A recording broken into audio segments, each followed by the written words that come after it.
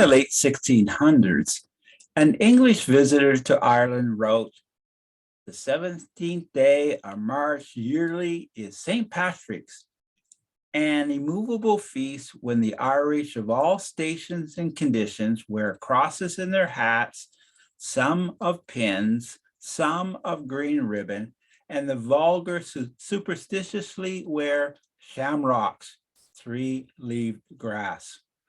End of quote. So this was the late 1600s. He also noted that by the evening, most of the celebrants of all classes were drunk.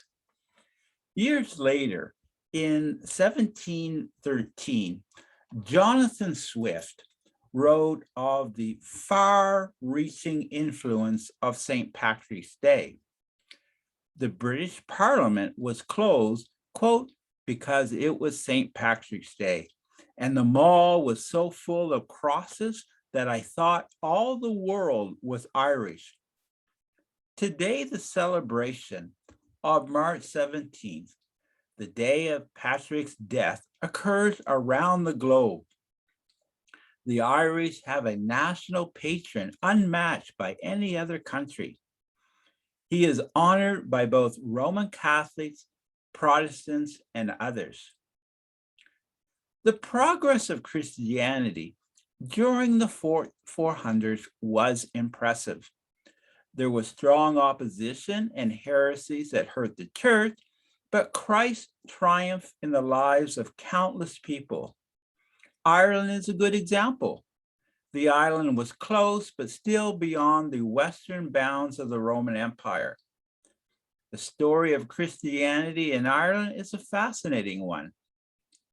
It was not until the 5th century that there was record of Christianity in Ireland. This was the century when a native of Roman Britain by the name of Patrick had stunning evangelistic success.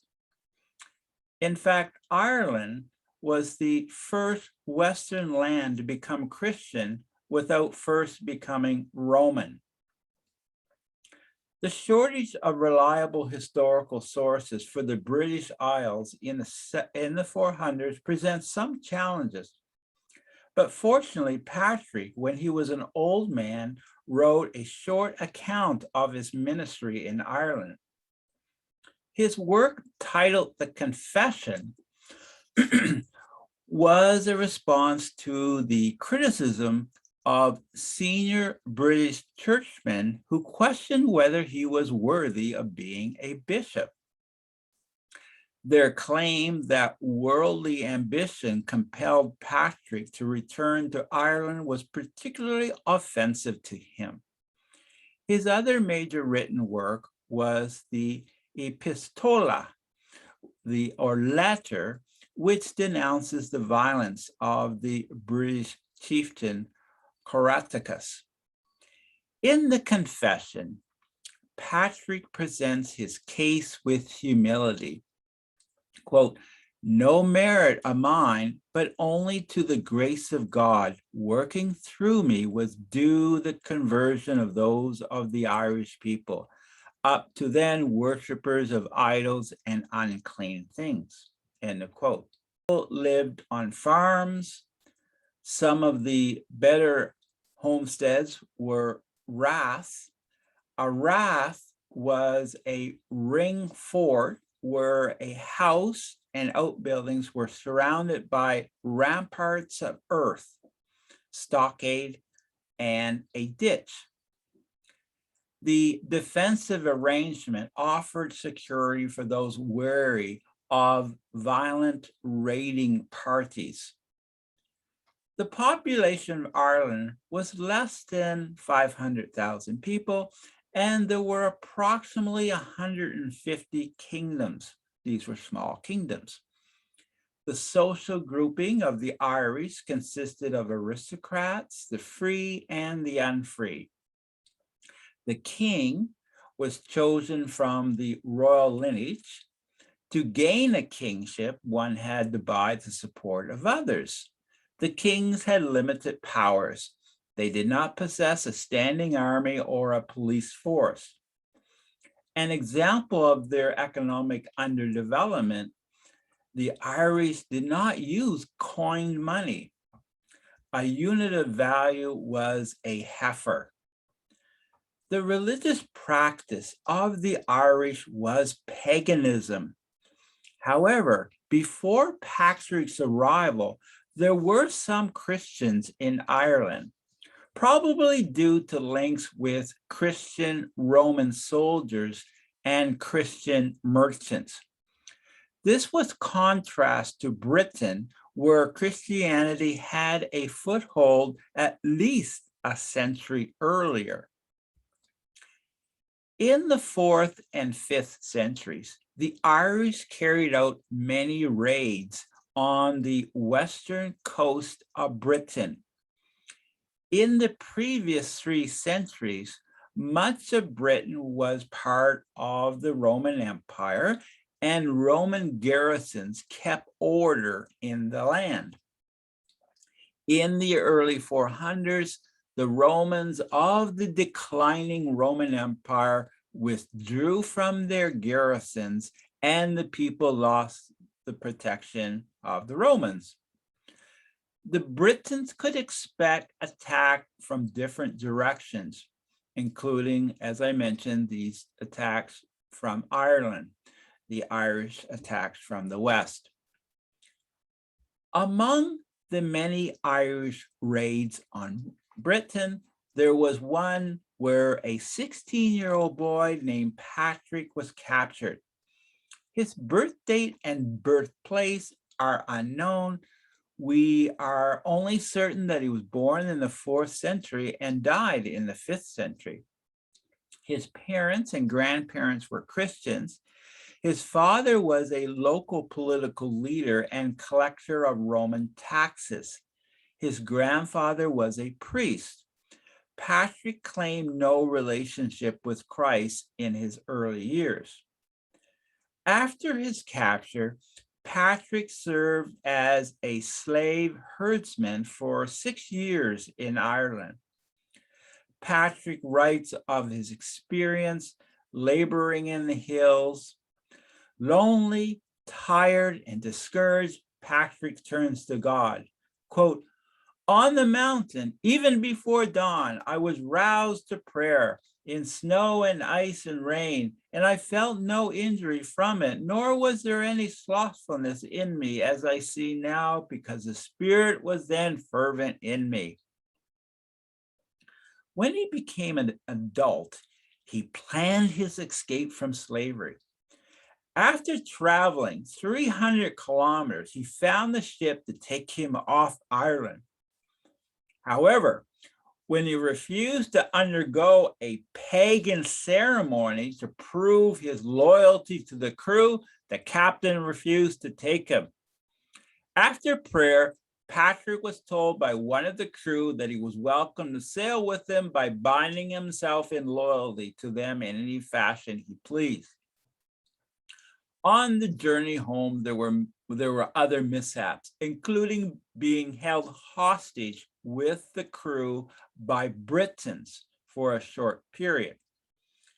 Eventually, Patrick made it back to his home and experienced the joy of being with his family.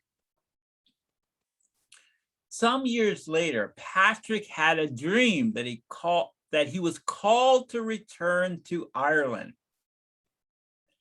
Quote, "And again, after a few years, I was in Britain with my people, who received me as their son and sincerely besought me that now at last, having suffered so many hardships, I should not leave them and go elsewhere. And there I saw in the night the vision of a man whose name was Victoricus, coming as it were from Ireland with countless letters.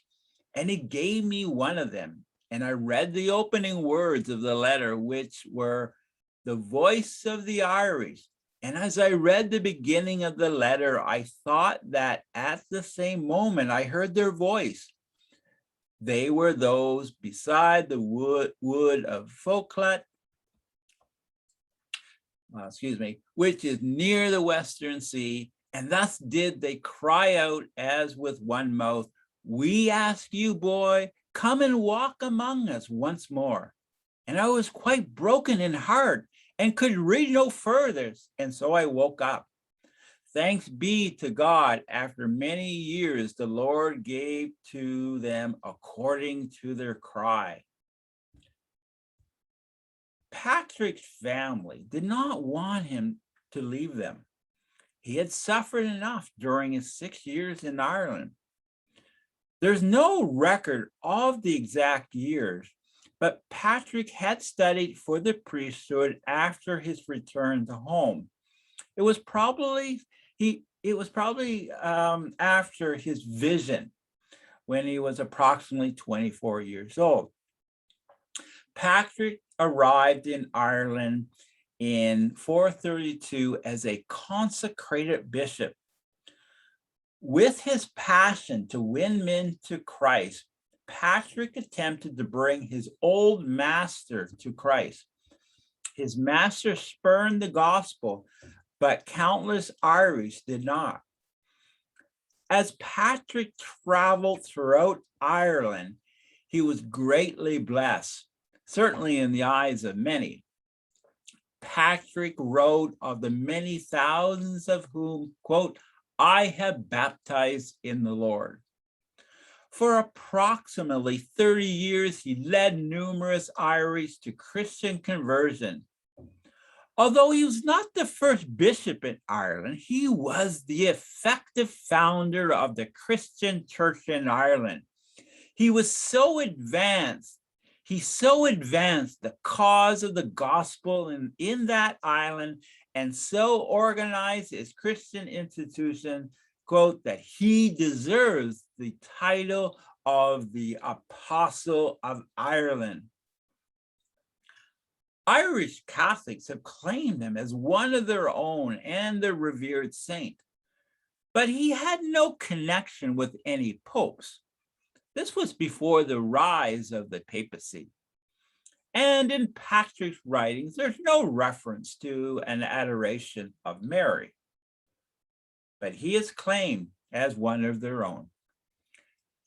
Patrick's evangelism was exceptional, but his name and influence increased from popular legend stories. One influential book of the later Middle Ages was the Golden Legend, authored by Jacobus de Varengen. The books focus on the lives of various saints, and its purpose was to assist preachers with material they could use for sermons. One legend in the Golden Legend was Patrick preaching the gospel to the King of the Scots. The story goes that Patrick accidentally put the sharp point of the staff on the king's foot and pierced the king's foot. Thinking that Patrick had done so on purpose as a way to make the point of the suffering of Christ, the king bore the pain patiently. Patrick marveled at the king's attitude, and he prayed and healed the king's foot. Here we see Patrick at the same level or higher than a king. Another legend told of a thief who stole and ate a neighbor's sheep. With the community gathered together, Patrick commanded in the name of Christ that the sheep should bleat in the belly of the one who had eaten. When the sheep bleated, quote, the guilty man did penance, and from then all were careful to avoid the sin of theft, end quote. Other legends magnified his name. He was one who did miracles. The Franciscan priest, Seamus MacHolland, presents important points of St. Patrick's confession, this historical biography. Patrick's autobiography offers a candid revelation of a man battling against many odds.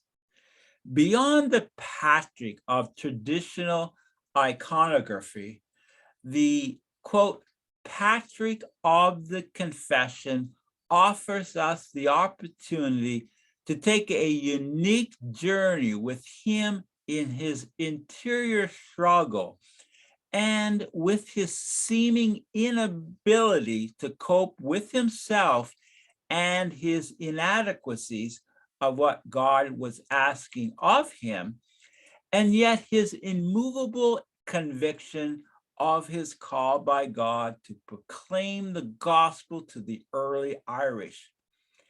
Against the most insuperable barriers in himself, Patrick emerges through and from the confession as one of the great humanitarians, bishops, evangelists, human beings of the early church.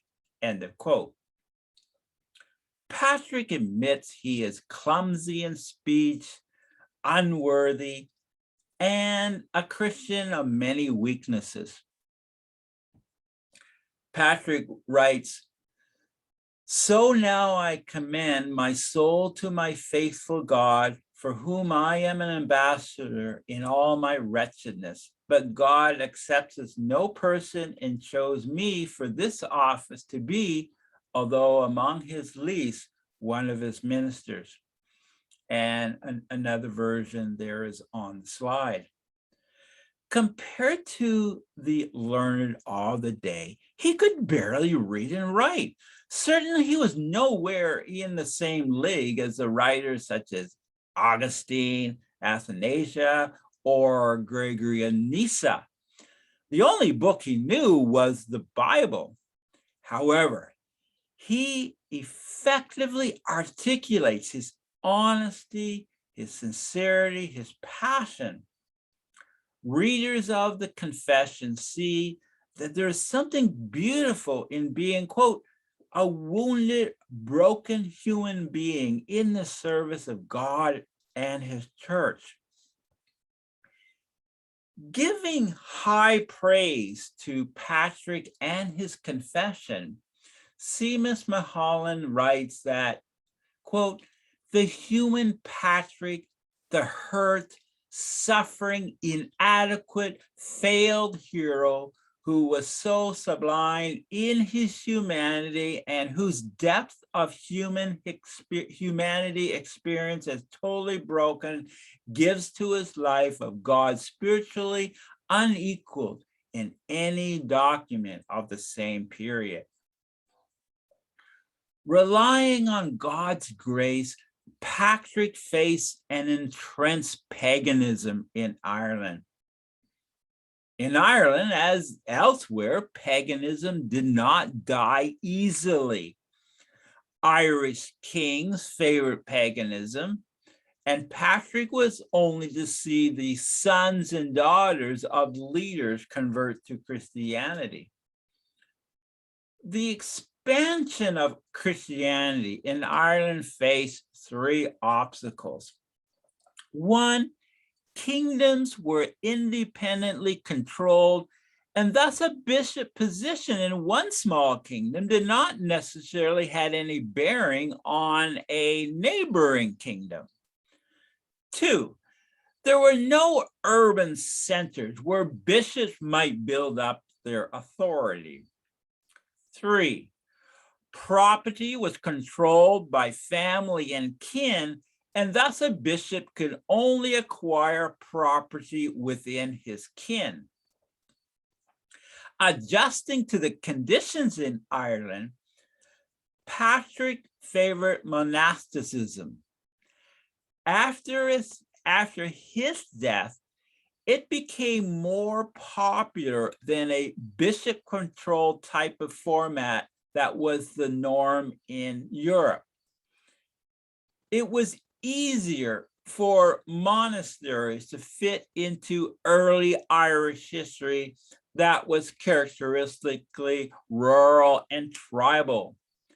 The missionary zeal that Patrick modeled was adopted by Irish monks. Their zeal was fed by the belief that the worst of sins could be atoned for by penance.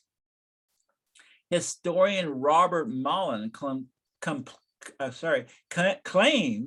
that it was the Irish monks who first initiated, quote, the practice of confessing individual sins to a spiritual guide who, quote, end of quote, would assign a penance, a prayer, and fasting. The monks lived in individual cells constructed of wood or stone. Within a monastic enclosure, there was a church, a meal room with an adjoining kitchen, a library where manuscripts hung in leather bags on the walls, and a workshop and forge. Outside the enclosure, there were farm buildings and cultivated lands and pastures. The population of the largest monasteries was under 100 people. In Ireland, monastic life consisted of prayer, fasting, study, and manual labor. The Irish monk scholars had a keen interest in Irish oral traditions. Through their work on myth and pagan sagas, we have recorded accounts of early Celtic society. Whereas barbarian invasion had decimated many monasteries elsewhere, the Irish monasteries were bypassed. For many years after, the Irish monasteries shared their literature and records with those who had lost material during invasions. Ireland became a center of culture from which missionaries and scholars were sent to work upon the continent. There is the claim that Patrick's work resulted in Ireland becoming the, quote, brightest spot spiritually and culturally in Northern Europe to the late 700s. While learning on the continent was floundering, the Irish monks had engaged in the work of preserving, copying, and beautifully illuminating manuscripts. In summary, Patrick's focus was sharing the gospel to a land that was heathen and outside the bounds of Western civilization. By most accounts, his missionary zeal resulted in the Irish being baptized in droves. But Patrick's influence went further.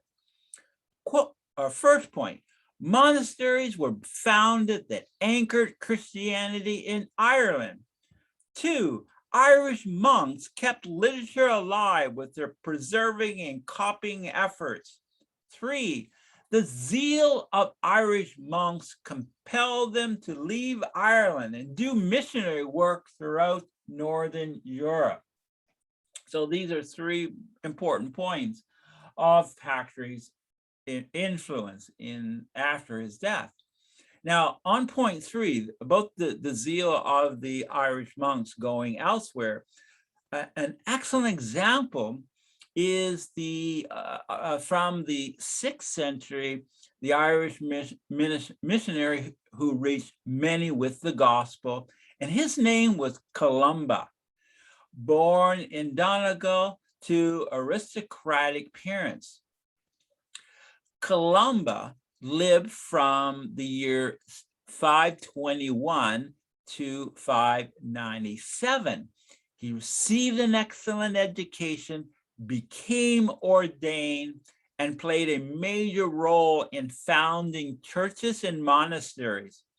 He left Ireland in 563 with 12 companions. At the island of Iona, near Scotland, they established a monastery that became a base for evangelistic efforts. Known for his great courage and missionary zeal, he confronted those who followed pagan teachings. Important political leaders, including the king of the Picts, converted to Christianity. Columba was influential in seeing much of Scotland becoming Christian. It is fitting that evangelists like Columba came out of Patrick's Ireland. To conclude, every March 17, countless people, and not only the Irish, countless people in many countries celebrate St. Patrick's Day. Although many might not know that he was a great evangelist in his day, Patrick left a genuine account of a flawed Christian seeking to serve his Lord and Savior. He concludes his autobiography with the following words, quote, "I pray those who believe and fear God, whosoever deigns to look at or receive this writing which Patrick, a sinner, unlearned, has composed in Ireland, that no one should ever say that it was my ignorance if I did or showed forth anything, however small, according to God's good pleasure.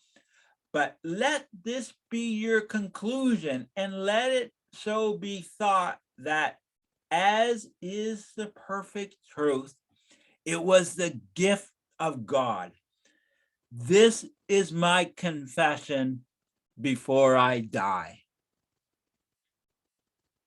Thank you.